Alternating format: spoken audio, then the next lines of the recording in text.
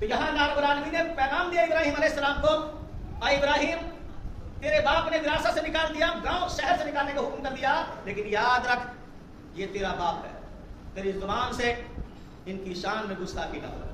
تم اپنے باپ سے تبلیغ کرو گے، نصیحت کرو گے ادب کے دائرے میں، عزت کے دائرے میں، ان کے احتیاط کے ساتھ۔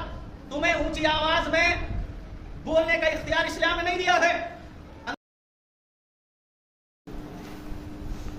السلام علیکم ورحمۃ اللہ وبرکاتہ۔ اللہ اکبر کبیرہ والحمد للہ کثیرا وسبحان اللہ بکرۃ واصیلا۔ اللہ اکبر لا الہ الا اللہ واللہ اکبر وللہ الحمد۔ اللہ اکبر کبیرہ والحمد للہ کثیرا وسبحان اللہ بکرۃ واصیلا۔ برادران اسلام، بزرگوں، نوجوانوں، خواتین اسلامی ماں اور بہنوں، اللہ رب العالمین نے قرآن مقدس میں عید الاضحیٰ کا ذکر فرمایا، اور قرآن مجید میں اللہ رب العالمین نے سال کے 12 مہینوں کا ذکر فرمایا۔ سال کے 12 مہینے ہیں، اور ان سال کے 12 مہینوں میں 4 مہینے حرمت کے ہیں،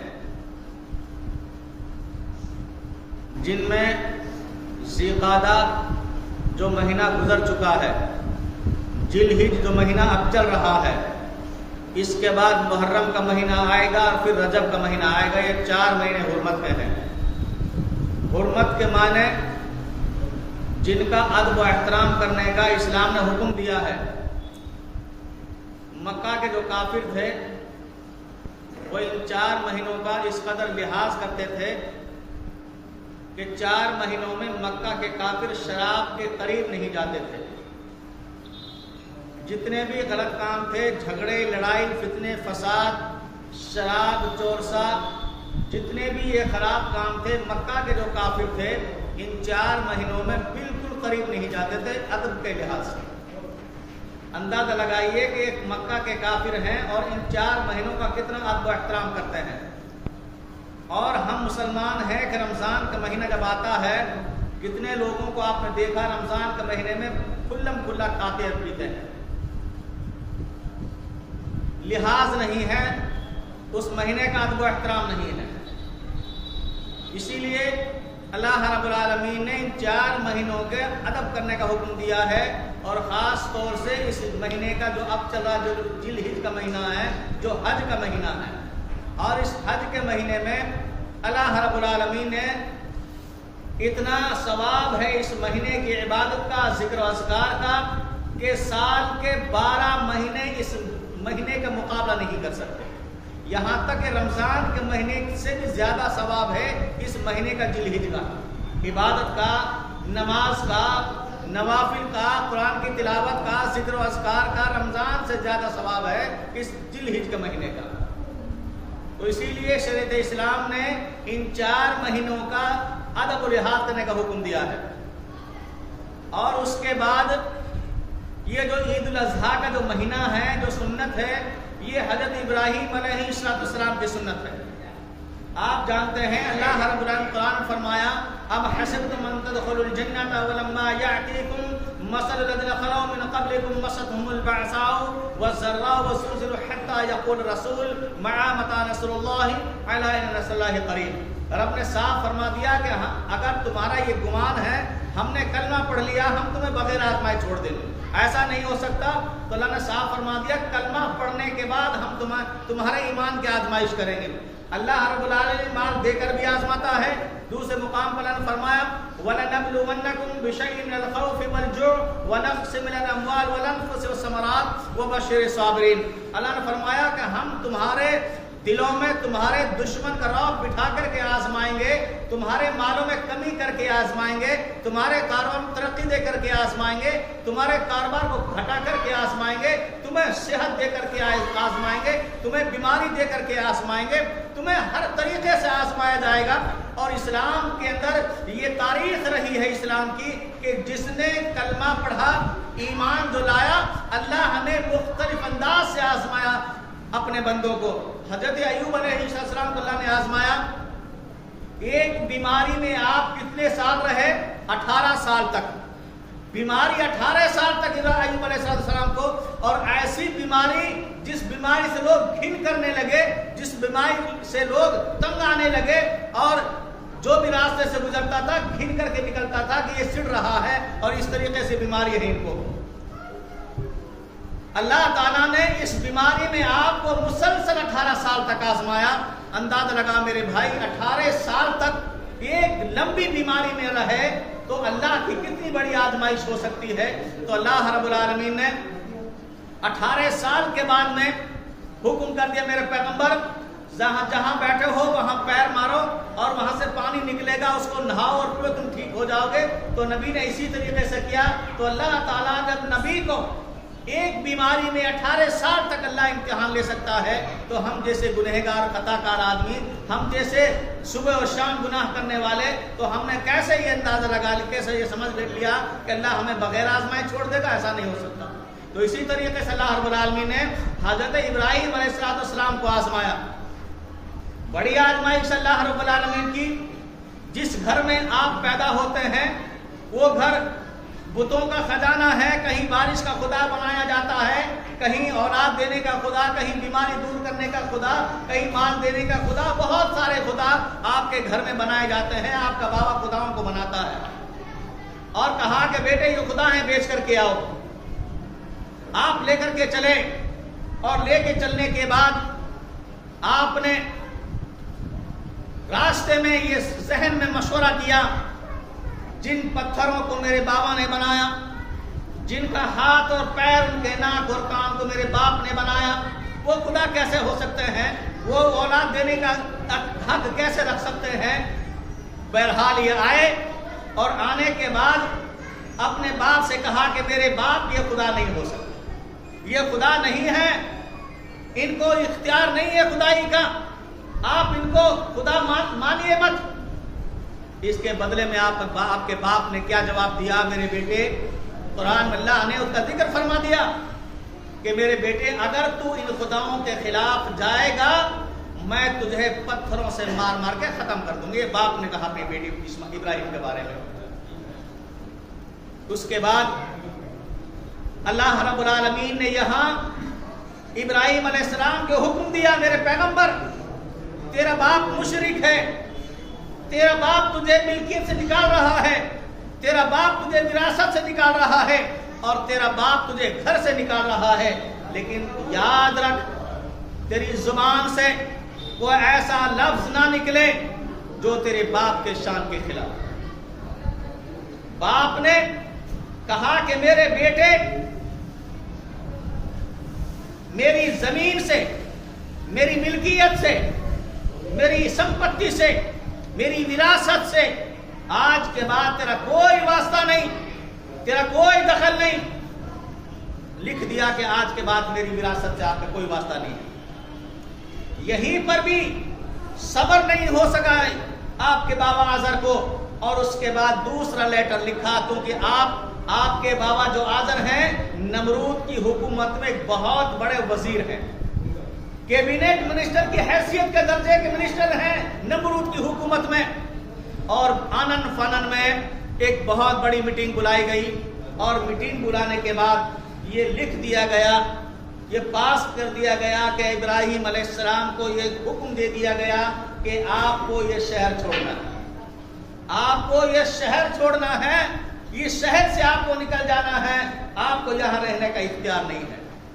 حضرت ابراہیم علیہ السلام کو تو یہاں اللہ رب العالمین دیا گیا کہ بابا نے ابراہیم علیہ السلام کہا کہ بیٹا یہ میں ابراہیم تیرے باپ نے وراثت سے نکال دیا, اولاد کو ملکیت سے نکال رہا ہو, لیکن وراثت سے نکال رہا ہو اور ملک سے نکلنے کا حکم جاری کر رہا ہو. زبان سے وہ بیٹا کتنا صبرمند ہو سکتا ہے؟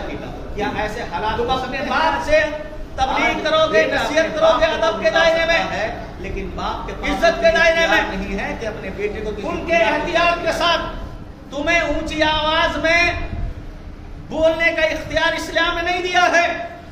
اندازہ لگاؤ میرے بھائی، باپ مشرک ہیں، باپ نے گھر سے نکالنے کا حکم کر دیا، ملک سے نکالنے کا حکم کر دیا، لیکن پھر بھی اللہ نے کہہ دیا میرے پیغمبر یہ تیرے باپ ہیں، ان کی شان گستاخی نہ ہو۔ اپنے باپ کو سمجھاؤ ادب کے دائرے میں، نصیحت کرو ادب کے دائرے میں، نصیحت کرو تم اپنے باپ کو عزت کے ساتھ۔ ایسی حالت میں بھی اپنے باپ کا ادب و احترام کرنے کا شریعت نے حکم دیا۔ تو میرے بھائی، میرے بزرگوں، ہمارا واسطہ والدین سے رہتا ہے، تو کہیں ایسا نہ ہو ہمارے زبان سے نکلا ہوا بول ہماری بربادی کا ذریعہ بن جائے، کیونکہ اللہ رب العالمین نے صاف فرما دیا اف ولا تنہرہما، تم اپنے ماں باپ کے سامنے اونچی آواز سے بات کرنے کا تمہیں حق نہیں دیا اسلام۔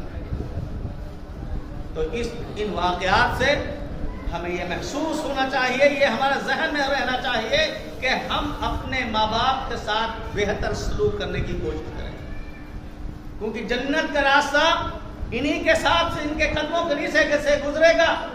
ہو سکتا ہے نمازیں زیادہ ہوں، زکوٰۃ کے ذریعے سے نیکیاں بہت جمع کی ہوں، خیرات کے ذریعے سے بہت سارے عمل کے ذریعے سے، بہت سارے عبادات کے ذریعے سے نیکیوں کا بڑا ذخیرہ ہو سکتا ہے، لیکن اگر ماں باپ کے معاملات میں ہم پھیل ہو گئے تو ہماری وہ ساری نیکیاں جو نماز کے ذریعے سے، زکوٰۃ کے ذریعے سے، خیرات کے ذریعے سے، عبادات کے ذریعے سے، ذکر و اذکار کے ذریعے جو ہم نے جمع کی ہیں، وہ ساری کی ساری نیکیاں ختم ہو گئی۔ تو ہم سب کو یہ حکم دیا اسلام نے کہ ہاں تم اپنے ماں باپ کی ایک ہی حالت میں خلاف ورزی کر سکتے ہو، اگر تمہیں اللہ کے علاوہ کسی اور کی طرف عبادت کرنے کے لیے بلائیں، اللہ کے علاوہ کسی اور کی پرستش کا حکم دیں، اللہ کے علاوہ کسی اور کو سجدے کرنے کا حکم دیں، ایسی صورت میں تم اپنے ماں باپ کی خلاف ورزی کر سکتے ہو، ورنہ کسی بھی مراحل میں تمہیں اختیار نہیں دیا گیا ہے کہ تم اپنے ماں باپ کے ساتھ میں بدتمیزی کرو۔ اللہ رب العالمین سے دعا ہے اے اللہ کو ہمیں والدین کے ساتھ میں حسن سلوک کی توفیق عطا فرما۔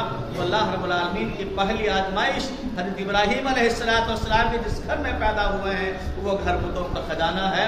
اس کے بعد اللہ کی بڑی آزمائش نمرود کے ساتھ میں آپ کو جلانے کا مصمم ارادہ کیا اور بہت بڑی آگ جلا کے تیار کی گئی، اور اللہ رب العالمین نے آگ کو حکم کر دیا یا ناری کونی بردن و سلام علی ابراہیم، اے آگ تو ٹھنڈی اور سلامتی والی ہو جائے۔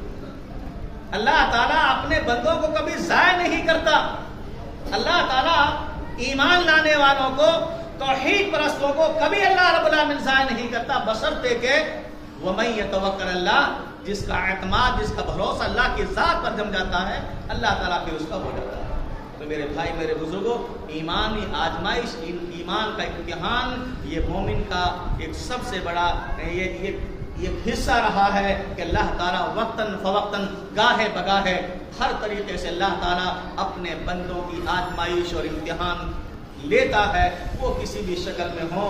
اللہ نے فرمایا وَالْأَنفُسِ، کئی مرتبہ ایسا انسان خیال کرتا ہے کسی گھر میں ایک ایسا آدمی ہوتا ہے جو پورے گھر کے سسٹم اور نظام کو چلاتا ہے، اور اچانک اس گھر کا سسٹم اسی کے گھر والے سمجھتے ہیں کہ یہ گھر کا نظام اس کے حکمت کے ساتھ چل رہا ہے یا اس کی محنت اور کوششوں سے یہ گھر کو لے کے چل رہا ہے، اچانک وہ موت کی آگوش میں چلا جاتا ہے۔ تو اللہ نے فرمایا وَالْأَنفُسِ، ہم تمہارے کسی قریبی آدمی کو جس کو تم بہتر اچھا سمجھتے ہو، ہم اسے موت کے آغوش میں دے کر کے ہم تمہیں آزمائیں۔